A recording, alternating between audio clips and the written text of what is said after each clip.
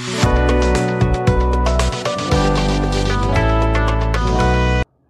Guys, welcome to my channel guys. This is Manjit and आज के video में हम देखने जा रहे हैं संधि के कुछ अन्य उदाहरण के बारे में।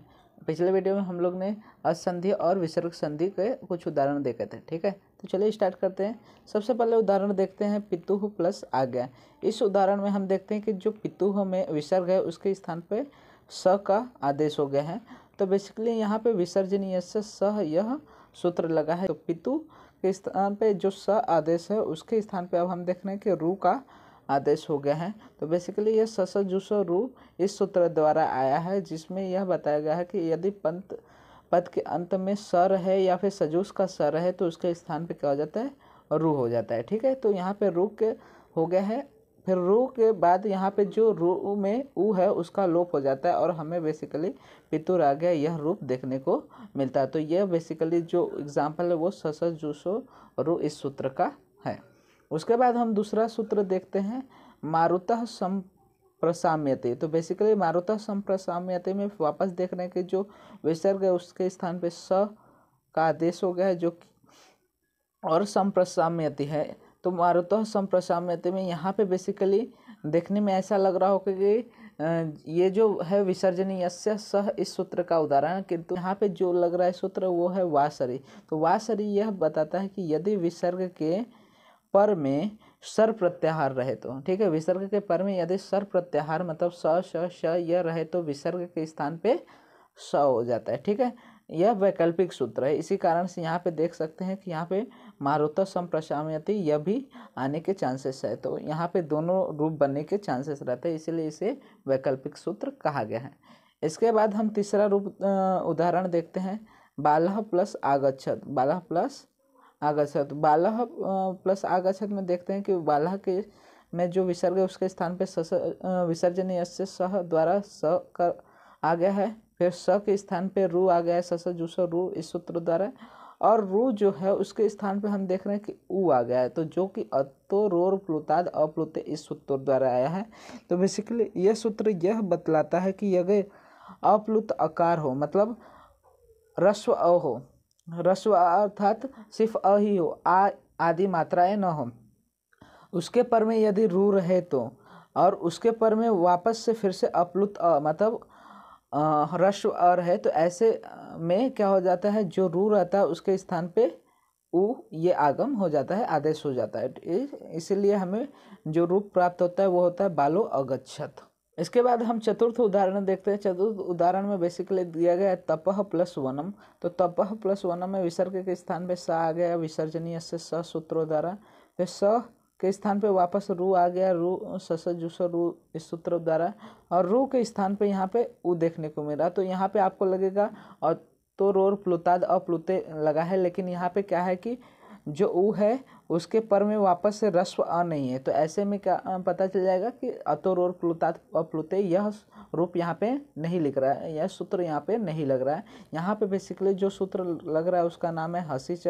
इसमें यह बताया गया कि यदि अप्लुत अ से पर रू रहे तो, ठीक है। अप्लुत अ मतलब तप में जो अ है वो अप्लुत है मतलब रस्व अ है, उसके पर में अगर रू रहे तो रू के स्थान और फिर वापस में उसके पर में हस प्रत्याहार रहे, जो वह है क्या है, हस प्रत्याहार का वर्णन। तो ऐसे में जब उस रू से पूर्व क्या रहे अप्लुत रहे अ रहे और रू के पर में क्या रहे हस प्रत्याहार रहे, तो वहाँ पे हसी च सूत्र लगा गया, जिसके अनुसार रू के स्थान पे ऊ हो जाएगा और हमें तपोवनम यह रूप देखने को मिलेगा। हस प्रत्याहार में बेसिकली ये सभी है वर ल नियमंगनम झभैया यह सारे रूप देखने को मिलते हैं। साथ ही साथ वर्ग के तृतीय चतुर्थ तथा पंचम वर्ण भी देखने को मिलते हैं। इसके बाद पंचम उदाहरण की बात करें तो इसमें विप्राह प्लस आगताहा दिया गया। विप्राह में जो विसर्ग है उसके स्थान पे स आदेश हुआ है विसर्जनीय से स सूत्र द्वारा।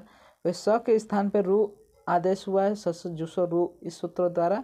और रू के स्थान पे यहाँ पे आप देख सकते हैं कि य इसका आदेश हुआ है। तो यह बेसिकली भो भगो अधो पूर्वस्य यो असी इस सूत्र द्वारा हुआ है। इस सूत्र में यह बताया गया है कि यदि भोस है, भगोस है, अघोष है और अवर्ण पूर्ण रू है तो उसके स्थान पे क्या हो जाता है, यकार आ जाता है। यदि अस यस जो अस प्रत्याहार है वो पर में रहे तो अगर भोस भगो अदोस और अपूर्ण जो रू रहेगा तो उसके अगर पर में अस प्रत्याहार है, अस प्रत्याहार में क्या आ जाता है, सभी स्वर आ जाता है और लट और वर्ग के अंतिम वर्ग के तीसरे चौथे और पांचवें वर्ण ये सभी आ जाते हैं। ठीक है, तो ये सभी अगर रू के बाद में है तो उसके जगह पर रू के स्थान पे क्या हो जाएगा, यह आ जाएगा और हमें मिलेगा जो रूप वो होता है विप्रायगाता या फिर विप्रा आगता। यहाँ पे भी आप देख सकते हैं कि दो दो रूप हमें प्राप्त हो रहे हैं संधि करने के बाद। तो यहाँ पे इससे आप ये अनुमान लगा सकते हैं कि यह जो सूत्र है वो वैकल्पिक सूत्र है, मतलब इसे लिया भी जा सकता और नहीं भी लिया जा सकता। तो ऐसे कंडीशन में हमें क्या होते हैं, दोनों जो संधियां हैं वो प्राप्त होती है। अस प्रत्याहार में क्या आ रहा है, सभी स्वर हयवर ल वर्ण और वर्ग के तीसरे चौथे और पांचवें वर्ण देखने को मिलते हैं। षष्ठम उदाहरण देखते तो षष्ठम उदाहरण में दिया गया है पुनर प्लस रमते।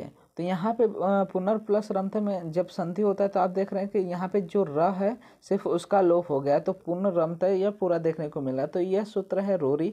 इसमें यह बताया गया कि यदि र है उसके पर में फिर से र रहे तो पूर्व वाला जो र रहेगा उसका क्या हो जाता है, लोप हो जाता है। तो यहाँ पे पुनर में र है और रमते में भी र है, तो जो पूर्व वाला र है पुनर में उसका क्या हो जा रहा है, यहाँ पे लोप देखने को मिल रहा है। तो हमें पुनर्रमते यह रूप प्राप्त होता है।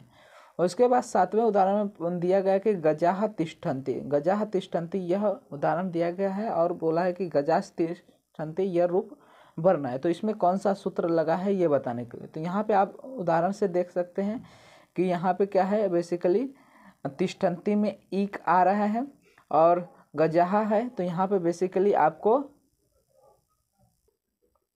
विसर्ग के बाद जो तिष्ठन्ति है मतलब खर प्रत्याहार का वर्ण देखने को मिल रहा है। तो ऐसे में जब विसर्ग के बाद खर प्रत्याहार रहते हैं तो वहाँ पे कौन सा सूत्र लगता है, विसर्जनीय से स। तो उसके अनुसार जो विसर्ग है उसके स्थान पे स आदेश हो जाएगा तो हमें गजास तिष्ठन्ति रूप मिलेगा। तो यहाँ पे लग रहा है सूत्र वो है विसर्जनीय से स।